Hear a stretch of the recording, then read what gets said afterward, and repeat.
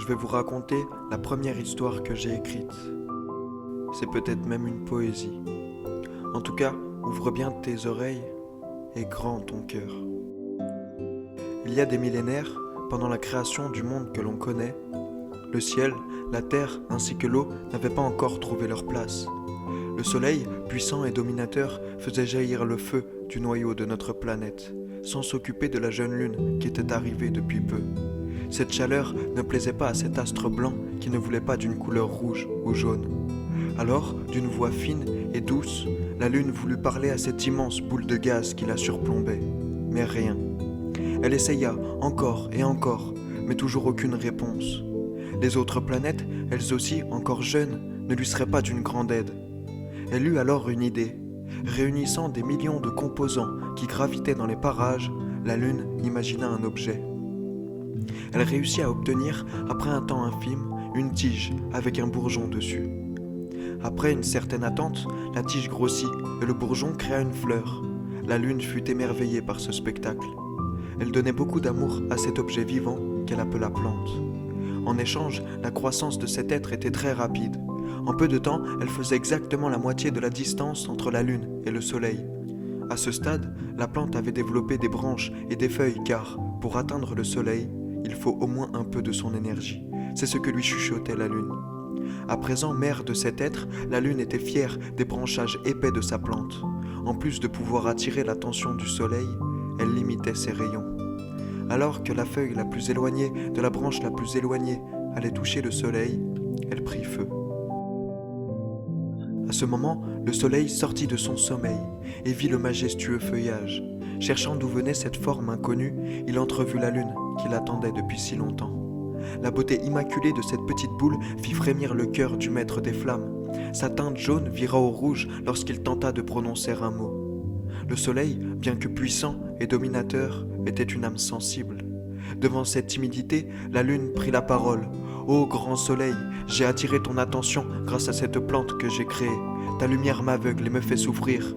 Comment pourrais-je m'en protéger ?» Pris d'un frisson, en imaginant cette blancheur souillée, le soleil réfléchit et trouva une solution. « Cette plante est la deuxième plus belle chose que j'ai vue de mon règne, après toi, belle lune. Aujourd'hui, pour conserver ta beauté, je vais créer une rotation de toutes les planètes autour de moi, ainsi qu'un champ gravitationnel autour de ces mêmes planètes. Grâce à ce procédé, tu ne seras que partiellement touché par mes rayons. » La lune fut enjouée de ce compromis, et à ce moment, tout le royaume du soleil se mit à danser. L'espace qui était si vide et ennuyeux prit vie pour la première fois. La rotation de la lune autour de la planète créa des perturbations. Une couche épaisse se créa autour du noyau et fit naître la Terre. La gravité créa l'atmosphère, puis les marées, ainsi que les courants marins. Le soleil et la lune vivaient heureux, mais pendant 12 heures, la moitié du tour de la lune, ils ne pouvaient se parler ou se voir. L'attente était très dure pour ces deux astres. Pourtant, lorsque la lune entamait la deuxième partie de sa rotation, ils se retrouvaient pour admirer l'évolution de cette planète qui est née de leur accord. La plante de la lune, qui était devenue un arbre gigantesque, commença à mourir. En se concentrant sur le développement de cette planète qui commençait à bleuir, la lune avait négligé son amour pour cette plante, seule essence de sa vie.